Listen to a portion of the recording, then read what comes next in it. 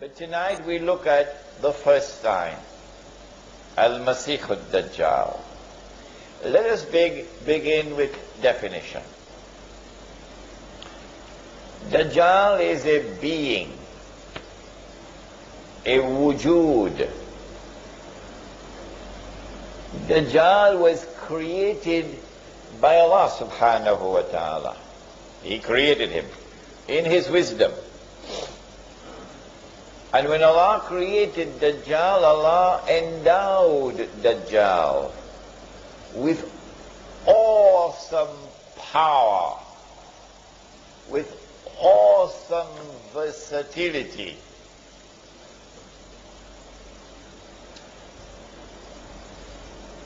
And Dajjal was created at that time when Adam alayhi salam was created. Because the Prophet said, sallallahu ta'ala alayhi wasallam, he said, every prophet has warned his people about Dajjal. Every prophet. So Dajjal has been created a long time ago.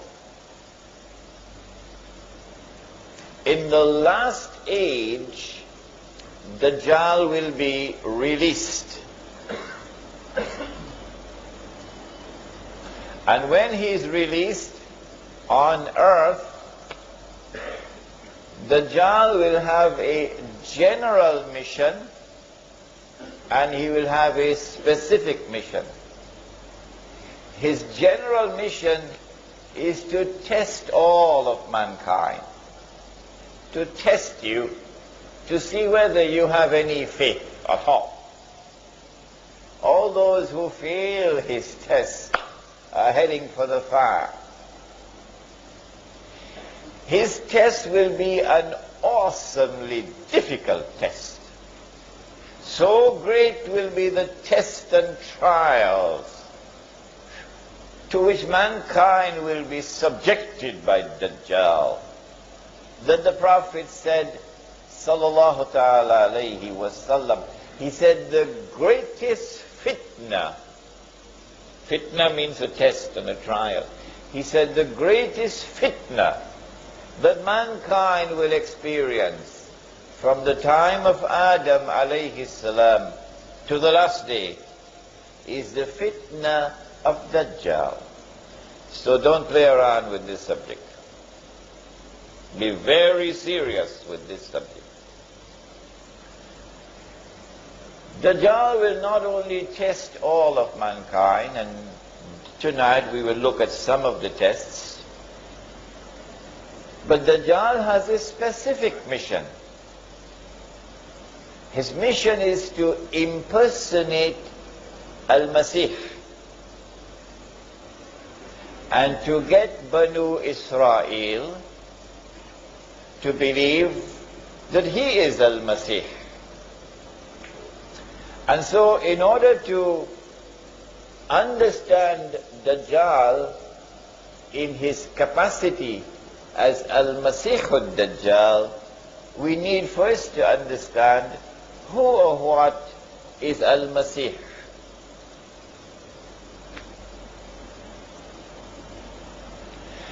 After Banu Israel had lived in the Holy Land, which Allah had given to them, and after Dawood alayhi salam had established the state of Israel, he was a Muslim, so this is the Islamic state of Israel. And after Sulaiman alayhi salam had raised it until it became the most magnificent state that history will ever witness. After Sulaiman alayhi salam had built the masjid, and therefore after Banu Israel had experienced, take note of this, after Banu Israel had experienced the golden age, then they committed misdeeds, they violated the trust with Allah, the covenant with Allah, they committed many, many sins, and Allah subhanahu wa ta'ala expelled them from the Holy Land. Surah to Bani Israel of the Quran, Surah number 17, describes this.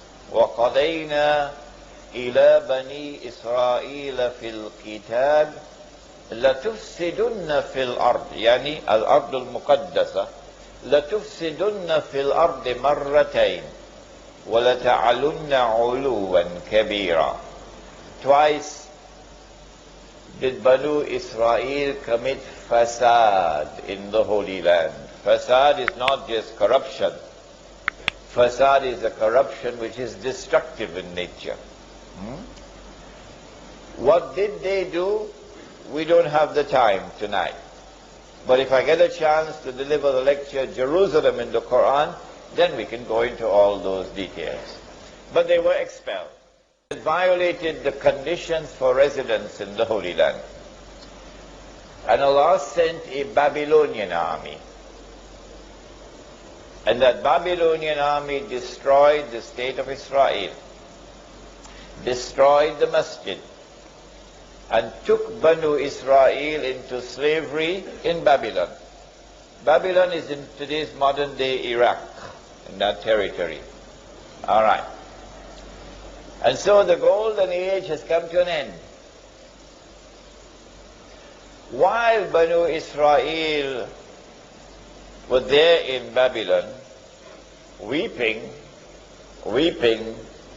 by the rivers of Babylon, Allah subhanahu wa ta'ala sent prophets to them.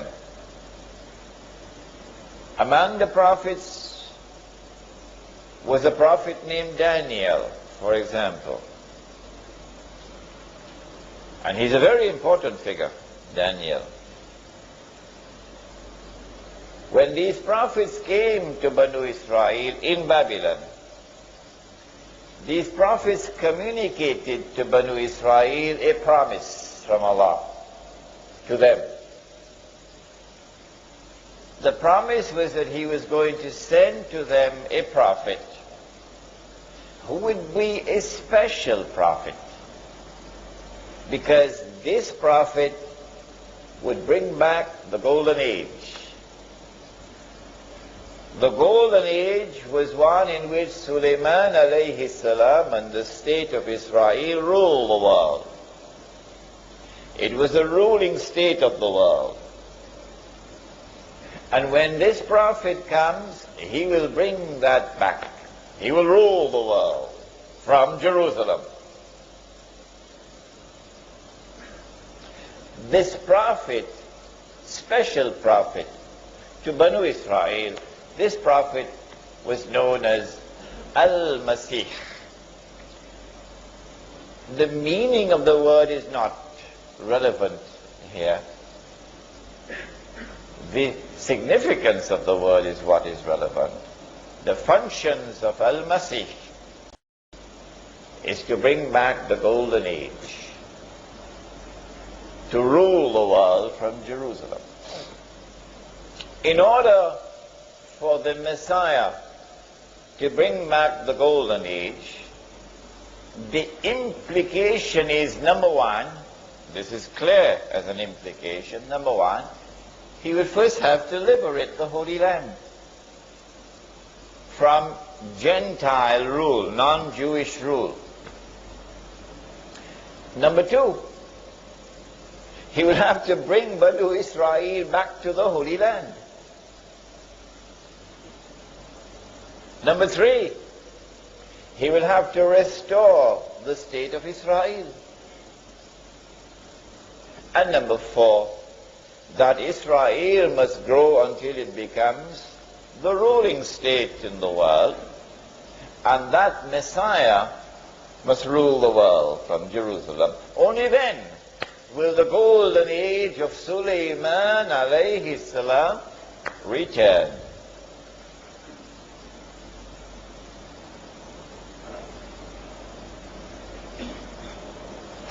When Allah subhanahu wa ta'ala fulfilled His promise and sent the Messiah, al-Masih, in the person of Isa alayhi salam, they rejected him.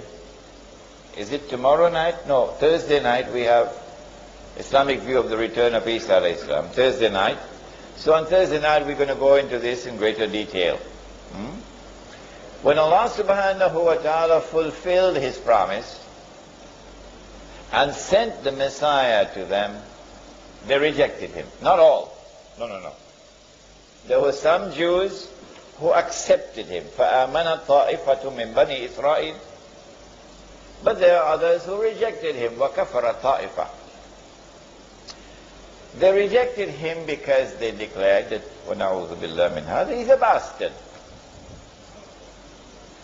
His mother gave birth to him without a father, without any, husband. And therefore she had committed that vile deed of zina. So he's a bastard. A bastard cannot be the Messiah. So they rejected him. And then later on, when they saw him die on the cross, before their very eyes, they saw him die, it was now confirmed that although he himself claimed that he was the Messiah, and although there were many Jews who believed in him as the Messiah, the rabbis had rejected him, it was now confirmed he could not have been the Messiah. Why? Number one, he's dead. But the Holy Land has not been liberated. It is still under Roman rule. Number two, he's dead. But the state of Israel has not been restored. Number three, he's dead.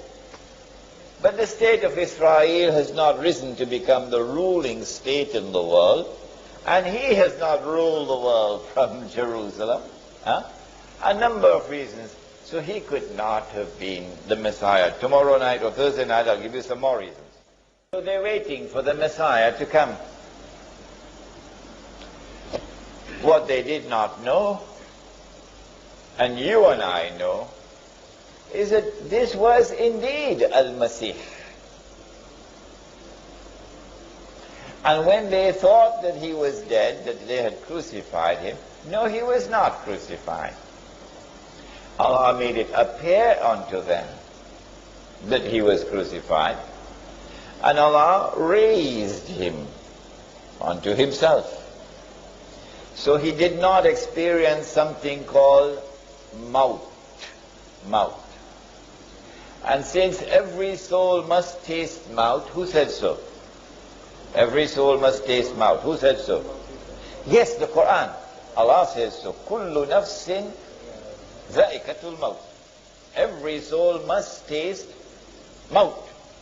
Therefore, he also must taste maut. Therefore, he will return. He will die.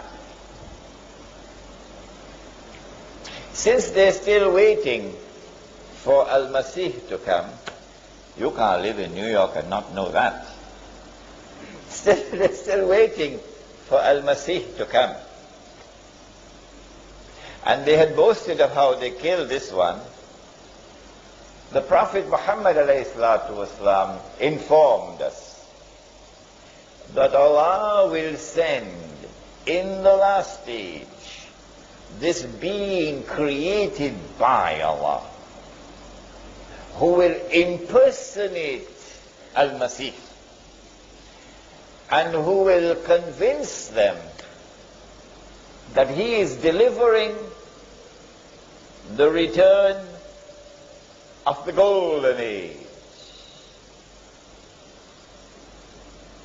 He will deceive them, however, because he would not be the true Messiah. He will deceive them because this would not be the return of the golden age. It would appear like that. And so Dajjal has been endowed with awesome powers of deception. He has a PhD in deception. Dajjal. This is indeed the meaning of the word itself, Dajjal. If Dajjal is to deceive Banu Israel and get them to be convinced that he is the Messiah, look at what he will have to do. Number one, he will have to liberate the Holy Land of non-Jewish rule. Number two, he'll have to bring Banu Israel back to the Holy Land. No matter how long they had lived outside of the Holy Land, he'll have to bring them back. Number three, he will have to restore the state of Israel. And number four, he will have to take the state of Israel to that status where it will become the ruling state in the world. And he himself will then have to rule the world from Jerusalem.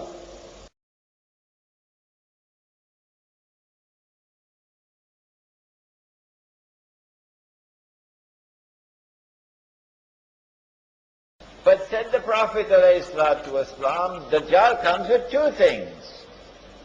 What are the two things? A handphone and a computer? Huh? Huh? Dajjal comes with two things. He comes with, help me somebody.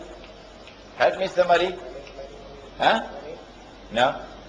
He comes with two things. Come on somebody. Yes? Jannah and Jahannam. He comes with a river and a fire, says the Prophet ﷺ. He comes with a river and a fire. But his river is a fire. And his fire is the cool waters of a river. Whoever falls in his river will have his load of sin increased. And whoever falls in his fire would be relieved of his load of sins. In other words, the age of Dajjal will be an age in which appearance and reality would be completely different from each other. If judgment is based only on external observation, then judgment will be based on external appearance. But the internal reality is different. And so judgment would be wrong. And this is why Surah Al-Kahf has given us the story of, come on somebody, of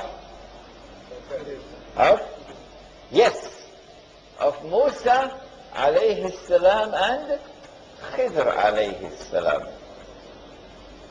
Musa alayhi salam, because of a certain answer that he gave, we don't have the time to tell you the story now, he's now seeing with only his external sight. And on 3 occasions he formulates judgment based only on external. All 3 occasions he's wrong. He's wrong. His judgment is wrong. So even if you have a PhD from MIT, if your judgment is based only on knowledge which is externally derived, then in the age of Dajjal, you'll be wrong. You'll be deceived. Because reality is the opposite of appearance. In order to be able to penetrate reality, and how great is Allah's wisdom now. Praise be to Allah. Praise be to Allah. How great is He? How great is His wisdom? That in the last age, the only ones who will be able to penetrate external appearance to reach to the reality of things, in consequence of which they will not be deceived. The only ones then will be those in whose heart there is faith. Maybe the beard is there, mashallah. Maybe the hat is there, mashallah. Maybe he's in the masjid 5 times a day, mashallah. But maybe nothing is in the heart. Nothing in the heart. So he can't see. But when the heart is turned to Allah, when the heart submits to Allah, when the heart says, I live for you, I'll die for you, then that heart, Allah will confer upon it nur. The Holy Land is not Mecca and Medina, not in the Quran. The Holy Land is not Banaras, not in the Quran. In the Quran, the Holy Land is that land in which the state of Israel is now located, otherwise known as Palestine, the Holy Land.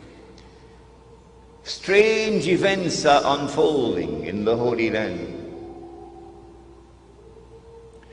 This Quran has come to explain.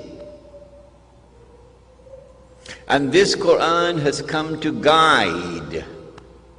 Guidance does not come from Islamic organizations or from the University of the West Indies or from Whitehall or from the Trinidad Guardian or the Express.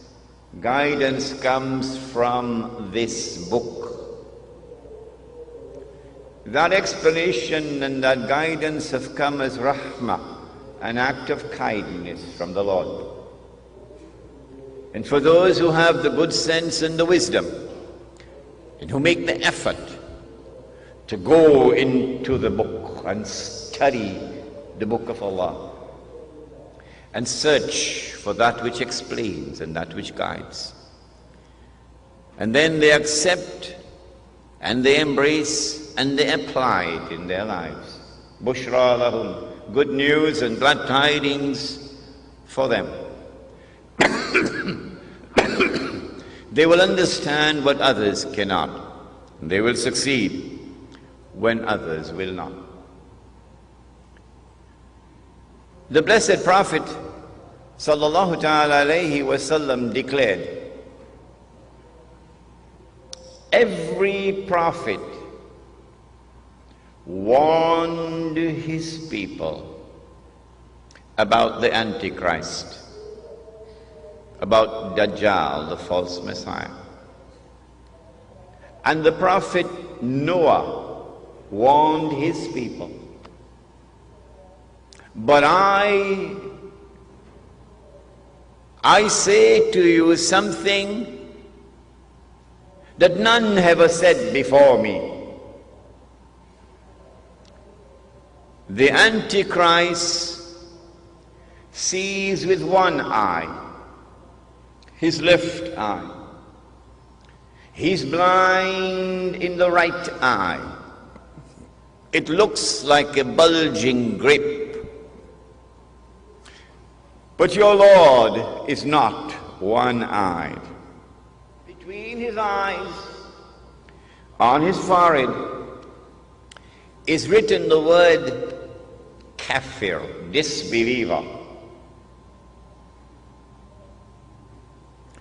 And every mu'min will be able to read it. A mu'min is the one who has accepted the religion, the true religion, but has not only accepted it with the lips, but the truth has entered into the heart. The one who has faith is a mu'min. And so every mu'min will be able to read and recognize disbeliever, whether that mu'min is literate or illiterate.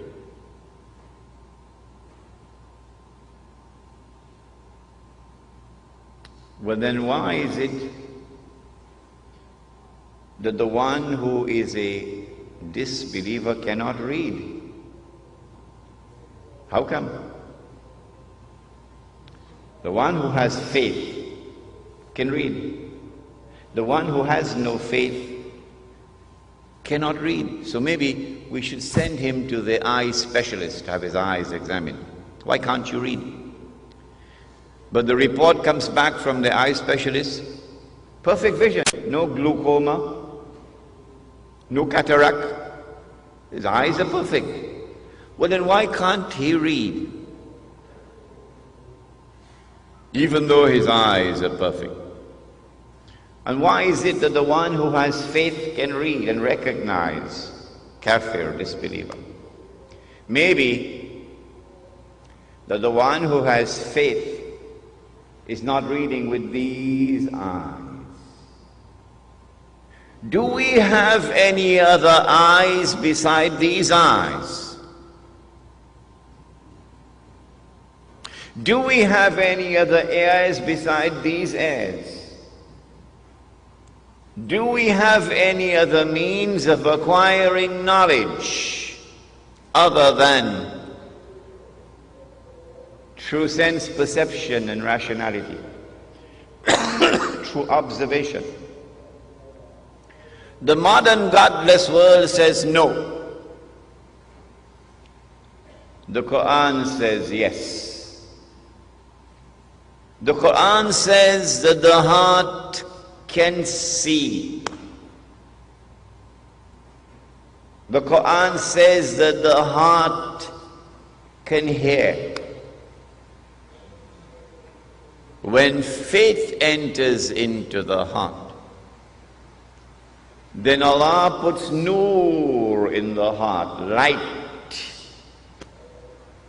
And with that light, the heart can see what these eyes cannot see. And so now it is plain and clear that when the one who has faith is seeing, he's seeing with more than these eyes. He's seeing with the heart. And so now it is also plain and clear that when Dajjal sees with the left eye, it symbolizes external vision. When Dajjal is blind in the right eye, it symbolizes internal blindness.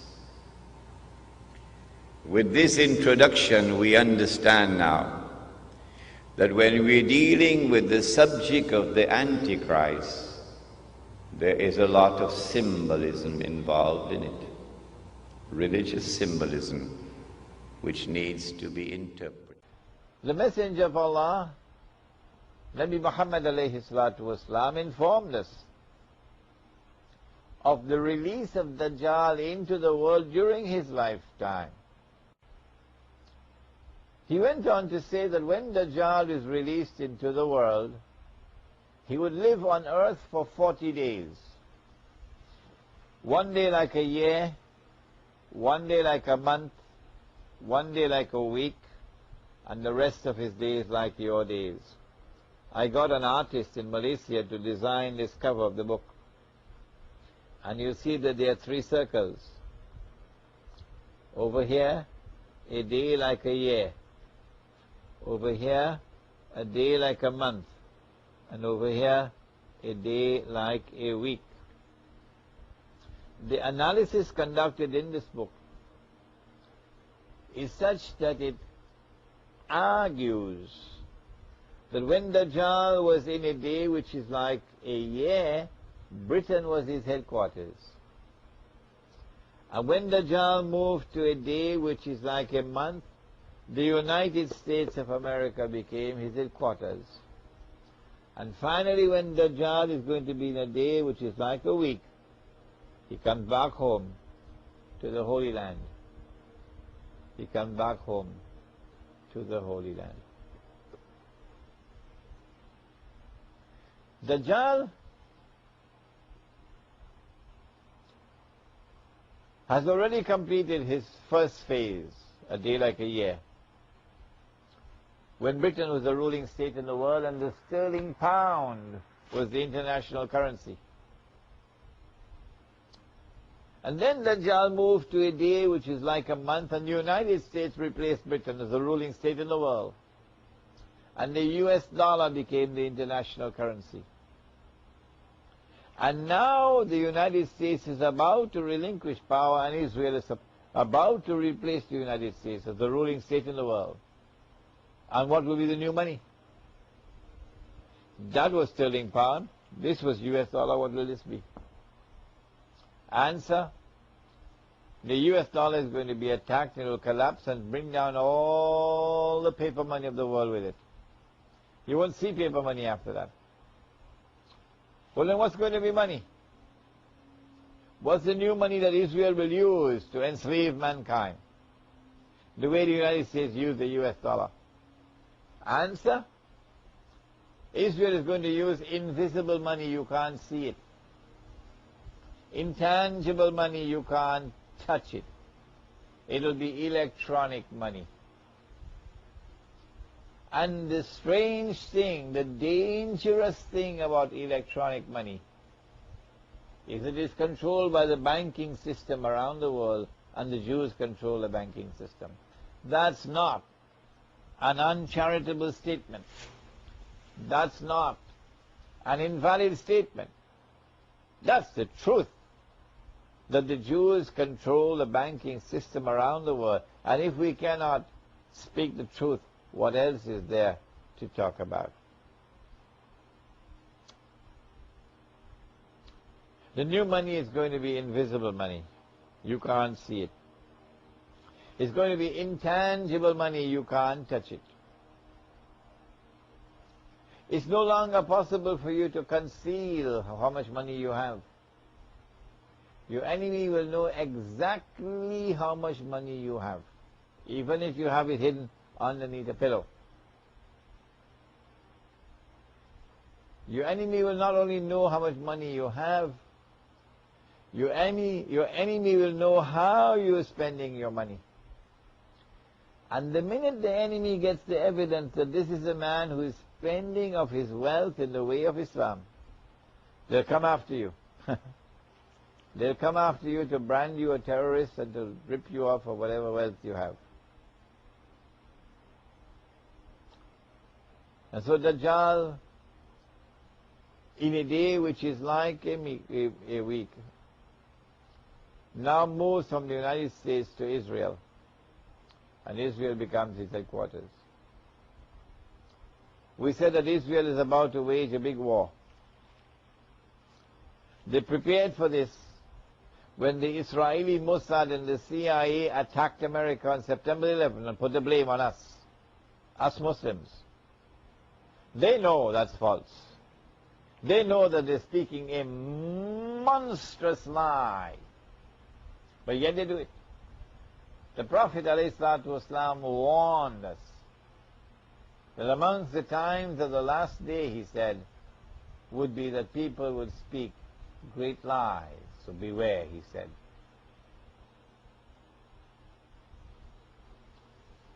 Israel wages a big war, takes control of the world. When Israel takes control of the world, globalization brings the whole world together, and Israel is able to control mankind. And then Dajjal is going to be born into the world as a human being, and eventually become the ruler of the world from Jerusalem, the way Mr. Bush is ruling the world from Washington today, and Mr. Churchill used to rule the world from London yesterday. When Israel becomes the ruling state in the world, we said, at that time, Dajjal would have finished his mission, and he would now declare, I am the Messiah. Now let's come to the first hadith. There are very few I'm going to quote, but they're very important. The Prophet said, sallallahu ta'ala alayhi wa sallam,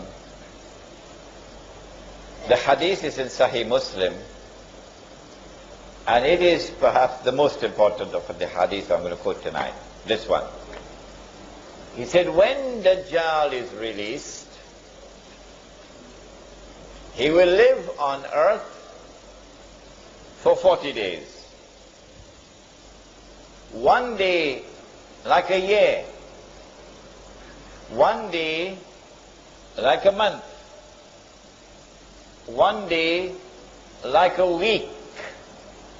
And the rest of his days like your days. When his day is like our day, he will be in our dimension of time.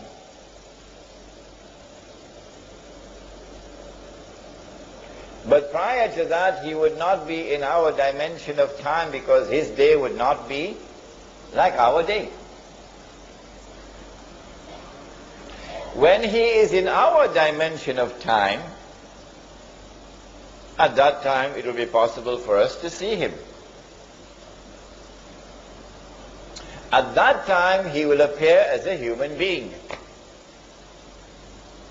A human being, not a system, not a civilization, a human being.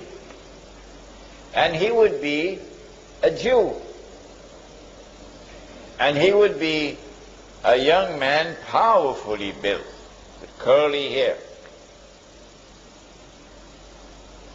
At that time, when he appears in the world, in our dimension of time, the Prophet said, alayhi salatu wasalam, he will come from the east. He pointed his finger 20 times to the east. The Dajjal will come from the east. But what about prior to that, when he will not be in our dimension of time? Where will he be, for example, when his day is like a year? Where will he be? Do we have any answer to that? He's going to be on earth, but we won't be able to see him. The angels, are they here in this room? Yes. How many? Each one of you have 2 angels on your forehead, on your shoulders. So there are many angels right here in this room. They are on earth. Are they in our dimension of time? No. No. So they don't perform salat according to our timetable. Fajr for them is not Fajr for us. If we were to go into that day in which they live and we have to perform salat, can we perform salat according to this timetable? No, we don't have to calculate to do it. Can an angel come into our world? Can an angel come into our dimension of time so we can see the angel? Yes, which one? Yes, Jibreel alayhi salam came as a human being, right in the masjid. Are there jinn in this masjid now? Oh yes, they are. They are on earth. Can we see them? Are they in our dimension of time? No, they're not. But can they enter into our dimension of time? Yes. Mr. Shaitan himself, Iblis, he came as a human being, as an old man, remember, with a walking stick. So Dajjal will enter into our dimension of time one day. We see him. But prior to that, in a day which is like a year, where will he be? It is from that location that he will commence his attack. He will begin his effort. Number one, to liberate the Holy Land. Number 2, to bring the Jews back to the Holy Land. Number 3, to restore the state of Israel. Number 4, you know what's number 4. From that location, he will begin the effort. Where will it be? Fortunately for us, we have the answer. And it is also in Sahih Muslim. For us, we have the answer. And it is also in Sahih Muslim. It is known as the hadith of Tamim ad-Dari. Listen to it carefully now. Tamim ad-Dari was a Christian who took the Shahada, became a Muslim in Medina. He came to the Prophet ﷺ and narrated an experience which he had. The Prophet ﷺ, after the Salat in the masjid, asked the people, sit down, sit down. I have something to tell you. Tamim ad-Dari has come to me and told me something about Dajjal, which confirms what I have been saying to you. So we know that what is contained in this story is true. What did Tamim ad-Dari experience? He said that he and some 40 of his companions went on board a ship. So you need water, eh? So they have to go in some place where you can travel with a ship, a sea or an ocean. And when they went on board the ship, a storm came. And the storm blew the ship for 40 days for a whole month, sorry, not 40 days. The storm blew the ship for a whole month before they reached land. Now, if you are on the western side of Arabia, which is Hijaz, and you get on board a ship, there are only two seas on which you can travel. One is the Mediterranean Sea, and the other is the Red Sea. Only these two. But it seems very much unlikely, in fact impossible, for a ship to be in the Red Sea and for a storm to be blowing and that ship did not touch land for a whole month, because the Red Sea is very narrow. And so I have chosen to eliminate the Red Sea, and I have chosen to remain with only the Mediterranean Sea. After they reached land, then they got off the ship onto a boat and they went, and it was an island. And on the island they saw a strange beast. It was very hairy, so much hair, that you could hardly distinguish the head from the tail. So this beast is concealing its identity. And the beast spoke and said that I am, what? Huh? I am? Are you guessing now? I am Jassas. Jassas means a spy. A spy. So this is number one, an island about 1 month's journey from the western side of Arabia. Number two, this is an island which conceals its true identity. Number three, this is an island of those who have PhDs in spying, in espionage, in intelligence work. Jassas then said to them, there is someone waiting to see you. over there at the monastery, Christian monastery. So this is a Christian island. When they went to the monastery, they found this young man, powerfully built, curly hair, but he was in chains. His hand chained to his neck, his legs chained. And this man started to question them, a number of questions. The Nabi al-Ummi, has he arrived in Medina? Nabi al-Ummi means, it doesn't mean the Nabi who cannot read and write. No. It means the Nabi who is not a Jew. The Nabi who is Gentile. Has he arrived in Medina? Yes, he has. Are the people accepting him? Some are accepting, some are not.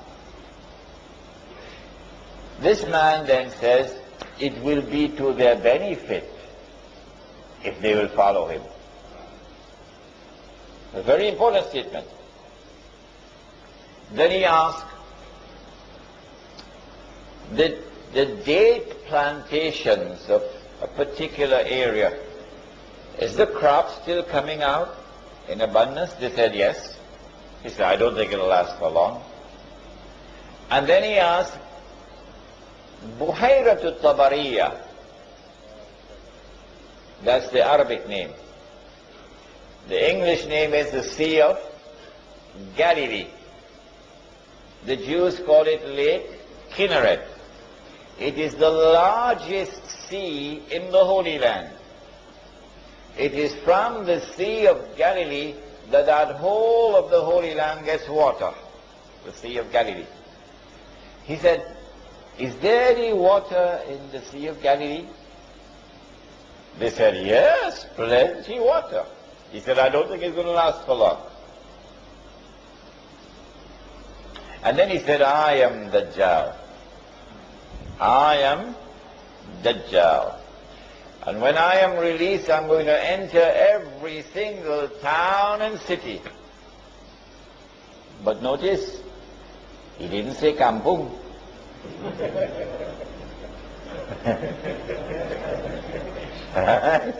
He said, when I am released, I'm going to enter every town and city, except Mecca and Medina, because the angels will bar me.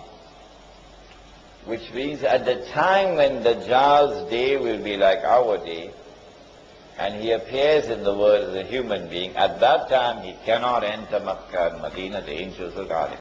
Now then, we now know from this hadith that when Dajjal is released and commences his mission, he will commence his mission from this island. Which island is it? Which island is it? In 1917, the British Secretary of State was a man named Lord Balfour. And Lord Balfour made a declaration, a stunning declaration. Britain was the superpower in the world, and Lord Balfour declared that the British government intends to pursue an effort for the establishment of a Jewish national home in Palestine. In 1919, a British general led an army which defeated the Turkish army, and from a Jewish perspective liberated Jerusalem and liberated the Holy Land. And then Britain became the power which controlled the Holy Land. The League of, in those days you didn't have the United Nations, you had the League of Nations. And the League of Nations conferred upon Britain something called mandate power. So Britain was the mandate power who controlled the Holy Land. Britain controlled the Holy Land from 1919 until 1948. In 1948, Britain acted as the midwife for the baby to be born. The baby, of course, was the state of Israel. In consequence of all of this, I have come to the conclusion that the island was Britain. And so when Dajjal was released and commenced his mission to deceive Banu Israel and to deliver to them what would appear to be the return of the Golden Age, it is from Britain that he commenced his mission. But if there's anyone who differs with me, then I'll have to invite them to tell me, you tell me which island it is. You cannot just differ with me without telling me which island is it. Because the hadith is there in Sahih Muslim. You've got to deal with the hadith. During the time that Dajjal was launching his attack from Britain, the Holy Land was liberated of non-Jewish rule. During the time that Britain was hosting Dajjal, the Jews came back to the Holy Land. And during the time that Dajjal was launching his attack from Britain, the state of Israel was restored. 3 out of 4 already delivered. And in all of this, the overwhelming majority of Jews have been absolutely convinced that all of this represents blessings from Allah. That Allah is validating the Jewish claim to truth. That Allah is fulfilling His promise to Banu Israel. Now comes a little more difficult part. It was fairly simple to identify the island of Britain. If when Dajjal was in a day which lasts like a year, he will be in an island, according to the hadith of Tamim al-Dari, where will he be in a day which is like a month? Is he going to move to another territory? And if he moves to another territory, how can we recognize it? The yardstick which I use to measure whether or not Dajjal has moved to another territory in a day which is like a month is the yardstick of the state of Israel. Who is the one who is keeping it alive? Who is the one who is conferring upon it security? Who is the one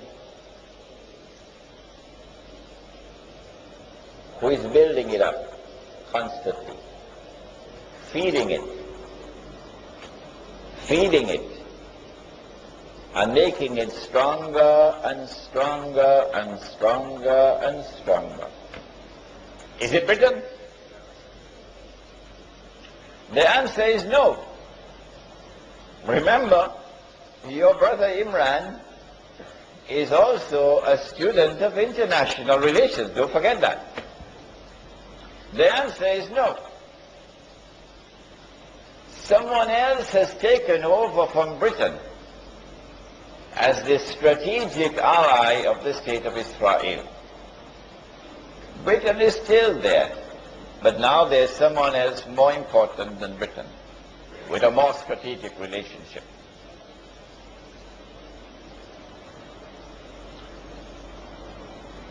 The United States of America is without any question whatsoever the most important strategic ally of the state of Israel in the world today. Without any question whatsoever. The United States of America is the country which is supporting Israel with the greatest amount of financial assistance and material assistance. The United States of America is the country which has a strategic military alliance with the state of Israel. And so, I have come to the conclusion that Dajjal, in a day which is like a month, is no longer in Britain. Britain now has to give way to another country. Britain was the superpower. Britain was ruling the world. But now another country mysteriously, strangely, inexplicably takes over from Britain as the ruling power in the world and the strategic ally of the state of Israel. This is the United States of America. This is the United States of America. When did it happen? Now we're going to test your knowledge of international affairs. When did it happen? I think you would agree with me, number one, that the Second World War would be the turning point, clearly. Because in the Second World War, all the Allied troops on the continent of Europe, which were fighting Hitler, were under one command. Was it a British general? Huh? No. Who is it? General Eisenhower, an American general. And so here is tangible evidence that the United States has now taken over from Britain as a senior partner. Evidence number two. At the end of the Second World War, in 1945, the international community came together in a conference in Bretton Woods in upstate New York to create a new international monetary system. Prior to this, Britain, London, was the financial capital of the world. Ever since the Bank of England was established maybe 200 years earlier, London was the financial capital of the world. And the ruling currency in the world was the British sterling pound. His Majesty the sterling pound. But now at Bretton Woods something strange happens. The Bretton Woods Agreement confers upon the US dollar the status of the ruling currency. And the Bretton Woods Agreement confers upon Washington the status of the financial capital of the world. Because the International Monetary Fund is now located in Washington. The British didn't like that at all. The World Bank is located in Washington. The British didn't like that at all. So here is the second tangible evidence that Britain has now conceded and the United States has now taken over as the ruling power in the world. And then came a third and even more dramatic evidence. In 1952, a revolution took place in Egypt, and the Egyptian king Farouk was overthrown by the military. The military put General Muhammad Najib as the president. But he was like a figurehead really, because there were a group of officers who really controlled the thing. Muhammad Najib remained as the president from 1952 until 1956. But in 1955, there was a very important conference of Asian and African states which took place in a city in Indonesia. Which one? Bandung. I was in Bandung 2 weeks ago. Bandung, water in Bandung very cold. When you take your bath in the morning, very cold water. At the Bandung conference, it is not Muhammad Najib who goes to represent Egypt, but rather a man named Gamal Abdel Nasser. That's a sign of who is in charge. The next year, 1956, Gamal Abdel Nasser replaces Muhammad Najib as the president of Egypt. Shortly after that, same 1956, he nationalized the Suez Canal. Who built the Suez Canal? The French. Ferdinand de Lesseps was the French engineer. And then the French and the British came together in a joint control of the Suez Canal. Gamal Abdel Nasser nationalizes the Suez Canal, removes the French and British troops which were there, and Egyptian troops now take control of the Suez Canal. This is as plain and as clear an act of defiance and of confrontation with Britain as you could possibly find. In order for Britain to have any vestige of a claim to be a superpower, Britain has to respond, must respond. Well, what Britain did was, strangely, mysteriously, Britain kept the United States out. And the British and the French joined with Israel. And these three countries invaded Egypt. They landed in Suez and they took control of Suez. And the Israeli army swept through the Sinai Peninsula and took control of the whole of Sinai. And the Israeli army reached to the Suez Canal.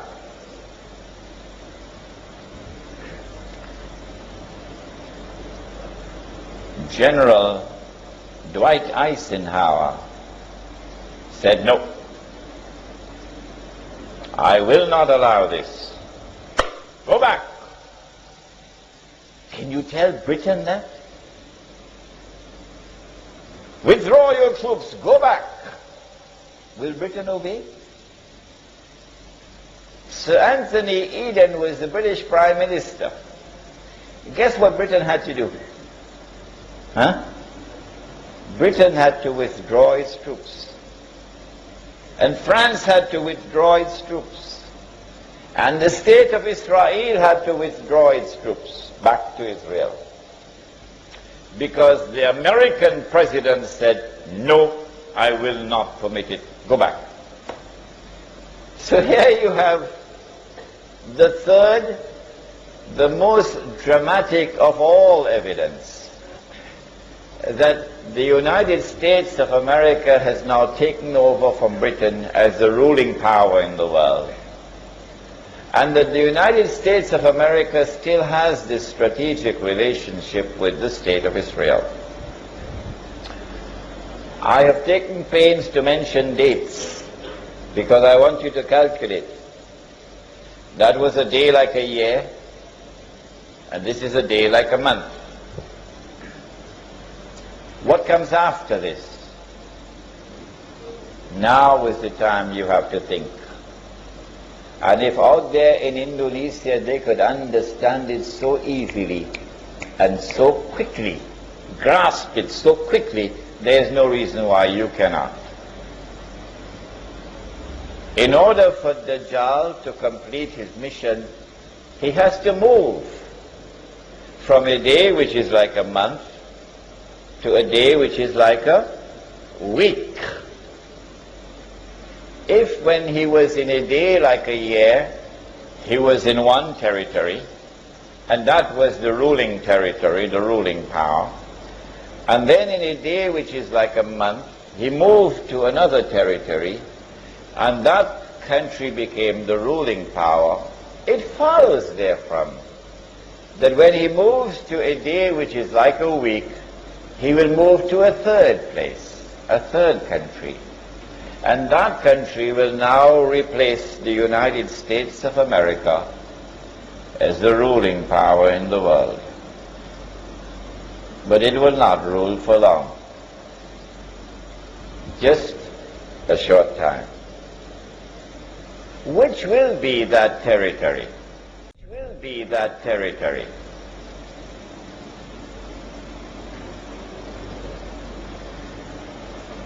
China? Ready? You think so? Anybody else? Israel, of course. Of course, Israel. The state of Israel has enough nuclear weapons, enough thermonuclear weapons to lay claim to be a superpower already. But in order to be recognized as a ruling power in the world, Israel will have to give a spectacular display. A spectacular display, a dazzling display of its military might, which it has never done so far. All that the world has seen is glimpses of what Israel is capable of doing. But it will have to be a spectacular display of its military power. When it does so,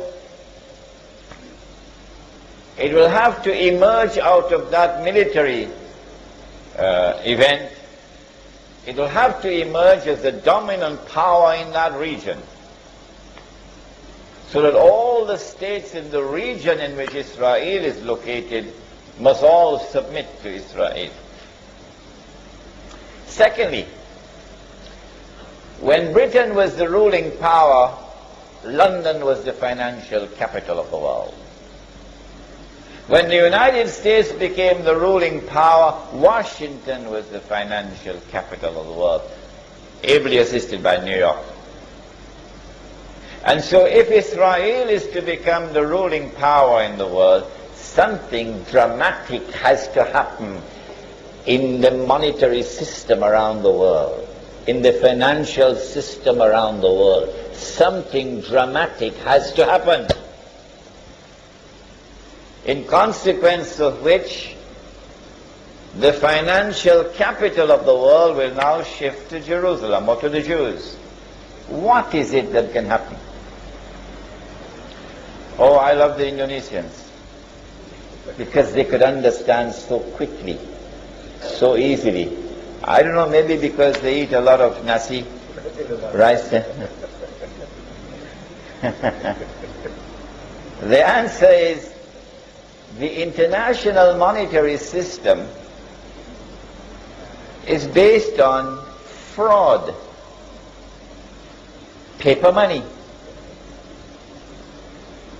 If I get a chance, I can teach you the subject, but tonight is not the night. But it is fraudulent. The entire world of money is connected to one currency, the US dollar. The Indonesian rupiah can fall, and it will cause ripple effect on neighboring countries and so on, but it wouldn't bring down the world. The Turkish lira could be ready for Salatul Janaza, which is almost what is happening now. Turkish lira. But it would not bring down the world of paper money. But if the US dollar collapses, then it will bring down the entire system.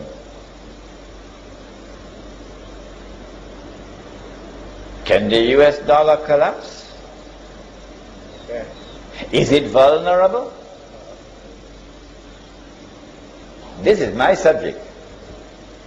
International monetary economics. This is my subject. The answer is yes, but I don't have the time to give you the details. I don't have the time tonight. Something is going to happen which will bring the US dollar crashing down. You don't believe me? If you don't believe me, when it happens, then you will have to believe me. Yes, you will have to believe me on that day. But then you would look like a donkey. Yes, all those who have stayed confident that there is integrity in this monetary system, and this money is strong, it will never fall, and Imran is just talking nonsense. On that day, they will look like donkeys when the whole system crashes. Our Prophet has prophesied it. It's there in the Hadith. He said the day will come when nothing will be of value, meaning as money, except a dinar and a dirham. And a dinar is not made of paper. A dinar made of gold. The dirham is made of silver. The sunnah of Muhammad alayhi salatu wasalam is dinar and dirham. The sunnah of all the prophets of Allah, the sunnah is dinar and dirham, gold and silver coins. We have abandoned the sunnah. We have abandoned Muhammad alayhi salatu wasalam, and we're paying the price for it. The international financial system around the world today is in the control of Jewish bankers and Jewish financiers. If they want to, they can bring the US dollar down today. They can do it. Because Washington has printed too much paper. And there are far more US dollars outside of the United States than there are in the United States. It's entirely fraudulent. If I were to do it, they'd put me in jail.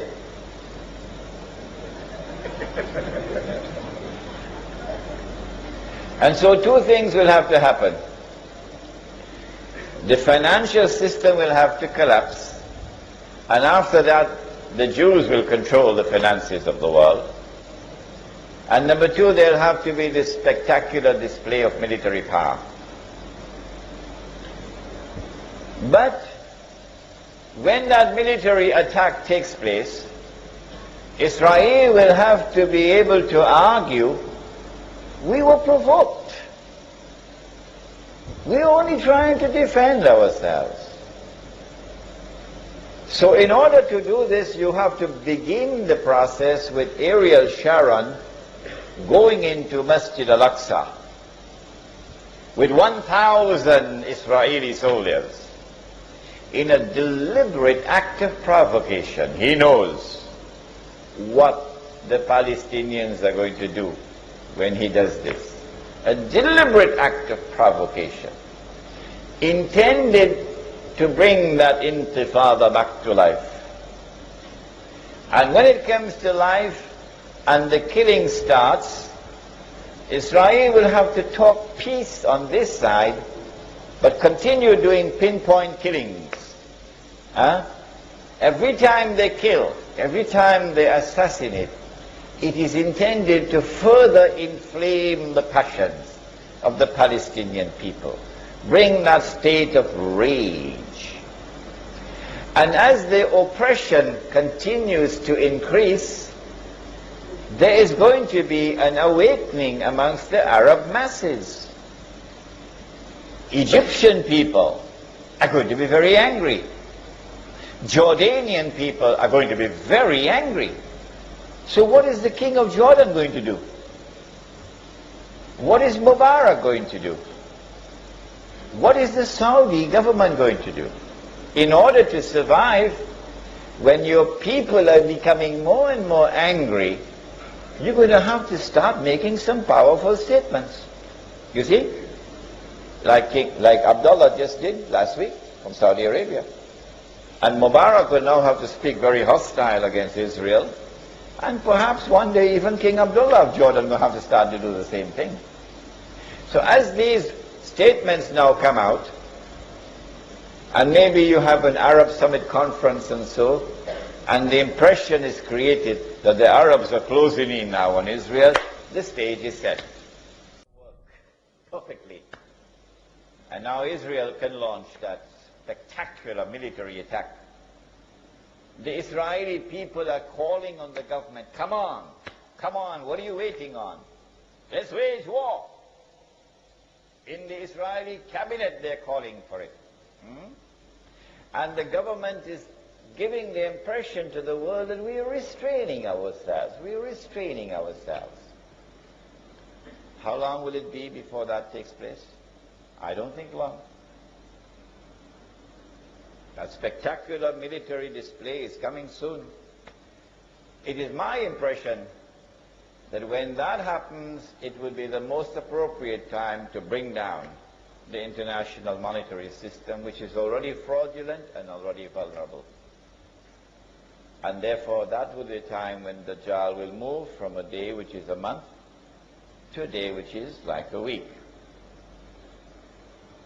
Israel now emerges as the ruling power in the world. The impression is created that this is the return of the Golden Age. It is only at that time that Dajjal will now appear in a day which is like our day. I assume that he will be the ruler of Israel. And so from Jerusalem he rules the world. And so he's accomplished his mission. And the Golden Age has come back. But Banu Israel will not be able to recognize that they were deceived. It is after this that Imam al-Mahdi emerges. I have this lecture maybe tomorrow. But Imam al-Mahdi will not emerge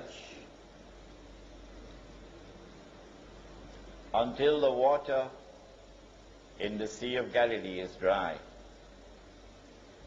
When Imam al-Mahdi emerges, that is that time that Isa alayhi salam will return. And he will kill Dajjal. But Isa alayhi salam cannot return until the water in the Sea of Galilee is dry. How low is the water? Is it drying up? I read the Jerusalem Post every day on the internet in order to monitor the water level in the Sea of Galilee. It is now so low, as never before in history, so low, that Israel itself has declared, that is the water engineers, that they expect sometime this summer that the water level will reach so low that the Sea of Galilee can never be restored. It's going to die now. We want to know what's going to happen tomorrow. What's the end going to be like? The Prophet said, alayhi salatu wasalam, that even if it was the last day, Allah would lengthen that day so that a man from my family, whose name is my name, whose grandfather's name is whose father's name is my father's name, namely his name will be Abdullah, Muhammad ibn Abdullah, that man will arise and proclaim himself to be Imam al-Mahdi. That's what the Prophet said. When Dajjal announces that he is the Messiah and deceives many amongst mankind, that will be the time that the Imam will also be born, and the Imam will grow up to be a man, and he will be a well-known Muslim. Because the Prophet said, a Muslim ruler will die, and then there will be arguments and disagreements concerning succession. And at that time a man will come out of Medina and hurry to Mecca.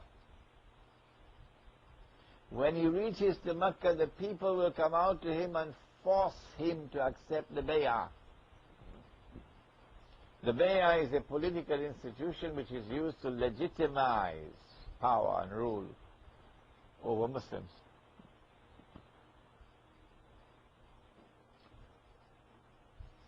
When the people take the bay'ah, he will then proclaim and say, I am the Mahdi.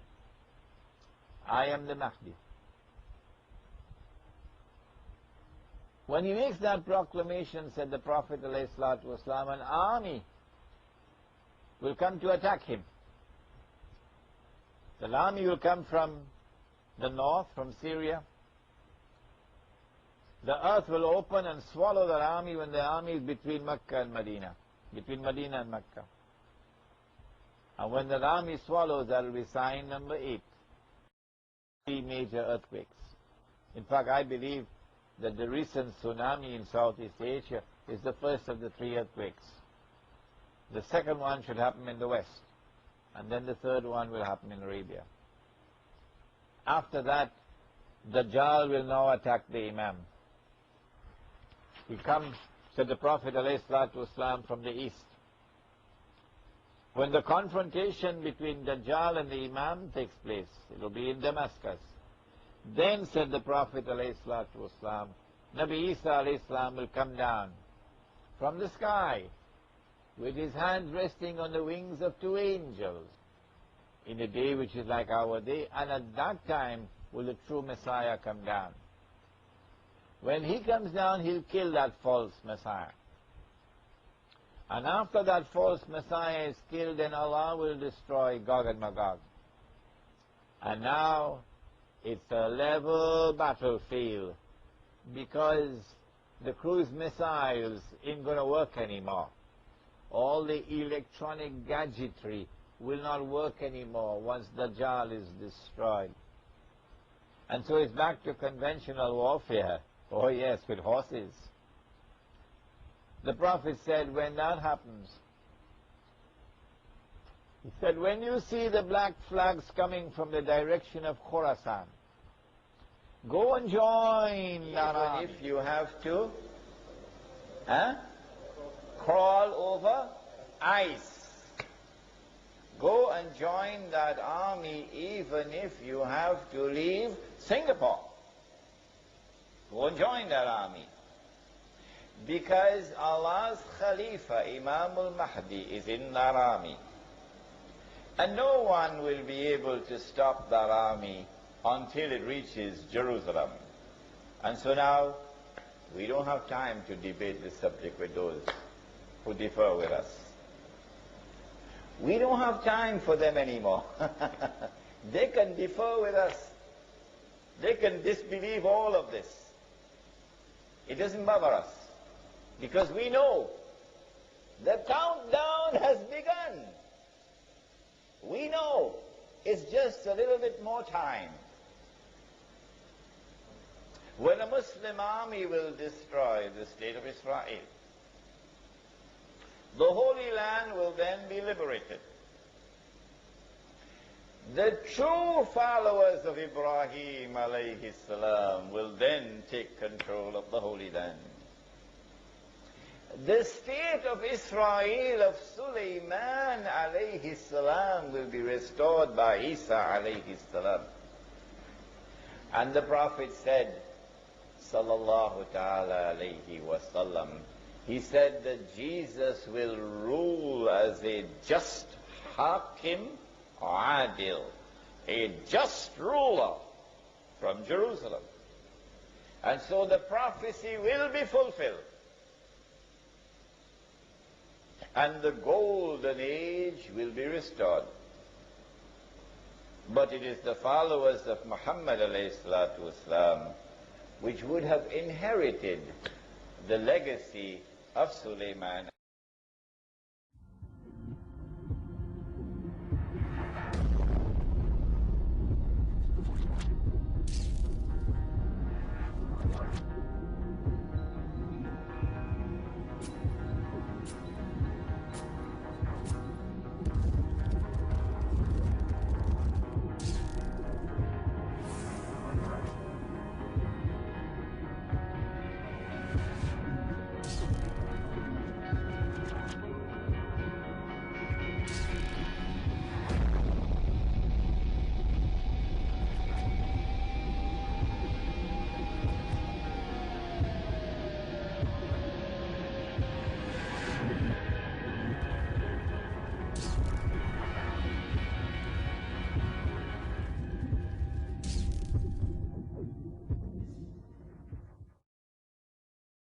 بسم الله الرحمن الرحيم الحمد لله الذي أنزل على عبده الكتاب ولم يجعل له عوجا قيما لينذر بأسا شديدا من لدنه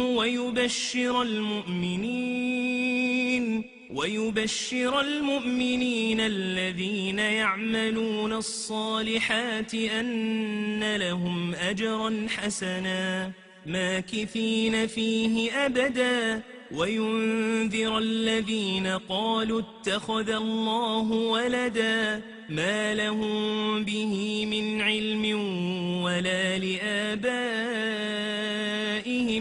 كبرت كلمة تخرج من أفواههم إن يقولون إلا كذبا فلعلك باخع نفسك على آثارهم إن لم يؤمنوا بهذا الحديث أسفا إنا جعلنا ما على الأرض زينة لها لنبلوهم أيهم أحسن عملا وإنا لجاعلون ما عليها صعيدا جرزا أم حسبت أن أصحاب الكهف والرقيم كانوا من آياتنا عجبا إذ أوى الفتية إلى الكهف فقالوا ربنا آتنا من لدنك رحمة وهيئ لنا من أمرنا رشدا